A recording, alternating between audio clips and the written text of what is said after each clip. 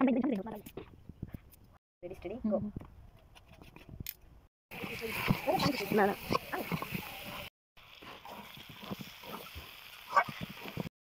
আজকে আমরা পিকনিক খাবো, এই জন্য আজকের পিকনিকের রেসিপি হবে পাঁচমিশালি সবজি আর মুরগি ভুনা।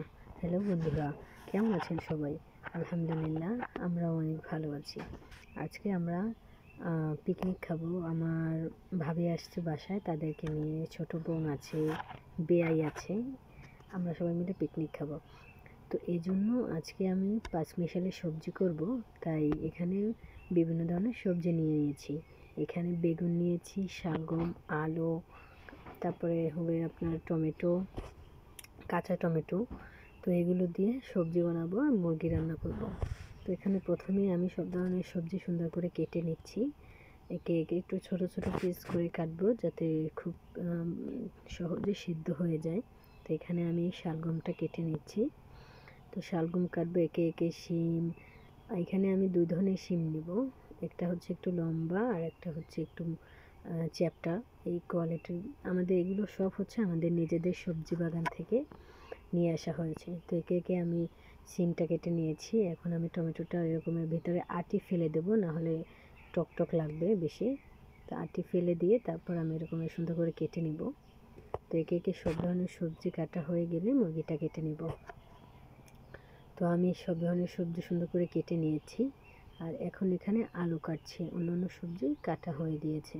তো বন্ধুরা, আপনারা সবজি খেতে কে কে পছন্দ করেন অবশ্যই কমেন্ট করে জানাবেন। আর এই পাঁচমিশালি সবজিটা তো অনেক ভালো লাগে।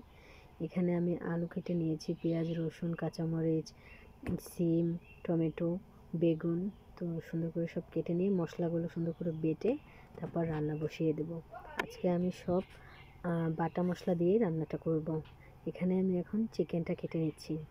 এটা বড় বড় পিস করা ছিল, তাই ছোট ছোট পিস করছি। চিকেনটা কেটে সুন্দর করে ধুয়ে তারপরে রান্নাটা বসিয়ে দেব। তো এই দেখেন বন্ধুরা, এটা আমরা দেশি মুরগি নিয়েছিলাম। তো আজকে রান্নাটা আপনাদের কাছে কেমন লাগে সেটাও কমেন্ট করে জানাবেন। এখানে প্রথমে আমি চিকেনটা রান্না করব, এর জন্য মশলা, আর এখানে আমি আজকে কাঁচামরিচটা বেছে দিয়েছি। সব ধরনের মশলা দিয়ে সুন্দর করে কষে নিয়ে তো এর মধ্যে এখন রান্নাটা বসাবো। তারপরে সুন্দর করে আপনার সব ধরনের মশলা দিয়ে তারপরে হলুদ, মরিচ, লবণ সব কিছু পরিমাণ মতো দিয়ে চিকেনটা দিয়ে কষে নিচ্ছি। সুন্দর করে কষাতে হবে, যেহেতু এটা দেশি মুরগি, এটা সিদ্ধ হতে অনেকটা সময় লাগবে। অল্প অল্প আছে সুন্দর করে আমি কষে নিচ্ছি, যাতে সব ধরনের মশলা মাংসের ভিতরে ঢুকে। এই জন্য অল্প আছে, অনেক সময় নিয়ে মশলাটা দিয়ে চিকেনটা কষাতে হবে। তো একে একে আমি সুন্দর করে কষে নিয়েছি। তো দেখেন এখন কালারটা কত সুন্দর আসছে।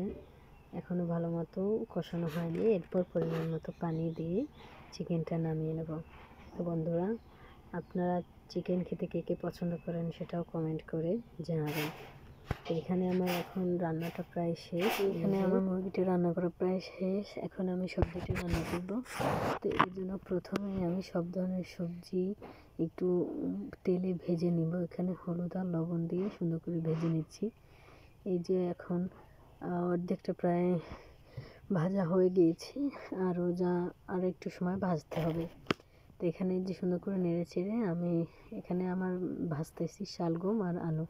এই যে দেখেন অনেক। তো এখানে এই সবজিটা অলরেডি ভাজা আমার শেষ, এটা এখন নামিয়ে রাখবো। এই তেলের মধ্যেই আমি টমেটো, বেগুন, শিম এগুলো সুন্দর করে ভেজে নিয়ে তারপরে একসাথে রান্নাটা বসাবো।